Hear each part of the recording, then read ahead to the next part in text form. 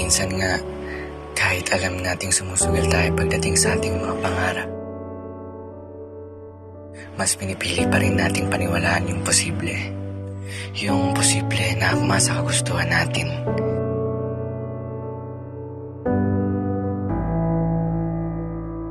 Pero di pa rin talaga natin maiwasang matakot dun sa posible na ayaw natin mangyari.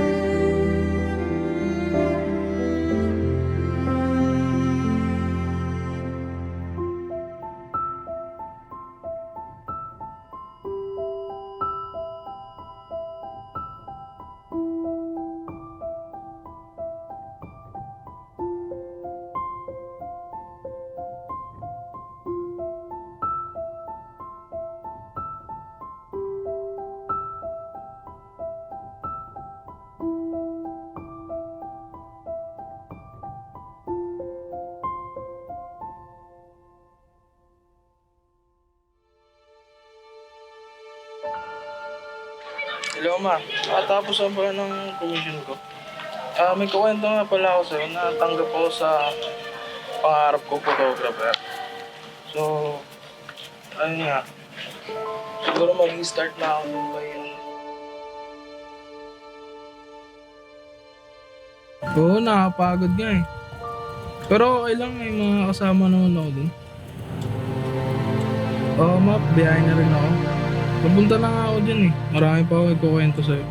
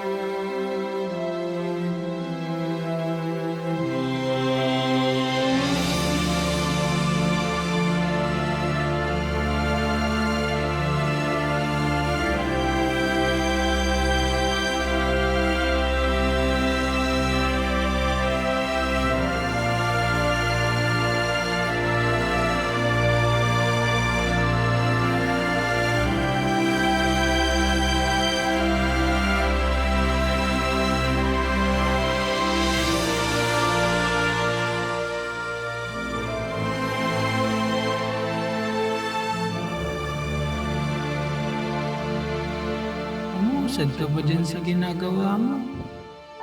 Wala namang pera dyan. Wala ka namang kinikita dyan. Tigil mo na yan. Kwenta yung mga pinapagawa mo. Buti pa si may maayos na trabaho.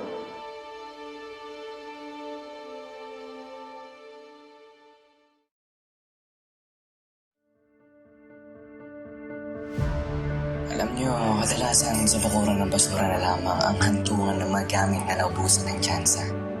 Naubusan ng tsansa na may bigay ang tanging layuning inaasahan ng taong may inasahan.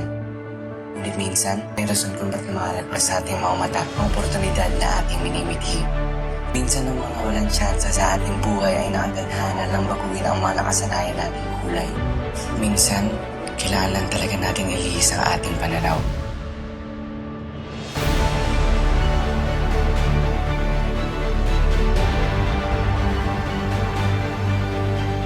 Makikita natin sa mga bituin ang mga nawalang pangarap. Marahil patungong ito sa kung saan talaga ito nakatadhana.